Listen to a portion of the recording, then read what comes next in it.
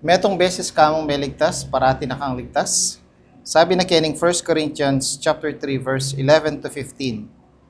For other foundation can no man lay than that is laid, which is Jesus Christ. Now if any man build upon this foundation gold, silver, precious stones, wood, hay, stubble, every man's work shall be made manifest, for the day shall declare it, because it shall be revealed by fire, and the fire shall try every man's work of what sort it is.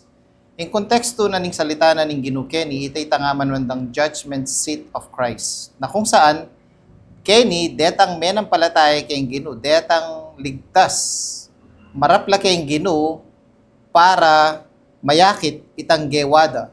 Na inyang menampalataya la kay king yato mabiela pa atin la pa ring gawa. Na kumbaga potang marapla kay Ginoo madumalan kay ang api at mayakit nung nano itang halaga nanitang gewada.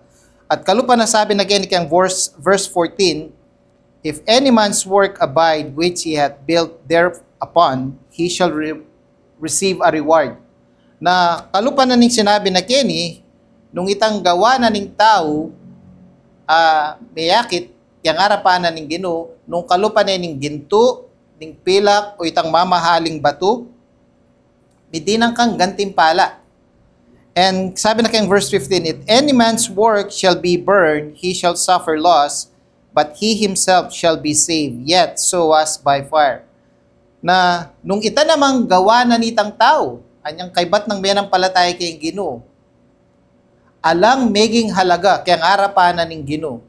Itang tao nga ita sabi na may lugiya karetang gewa na, alang pakinabang itang gewa na.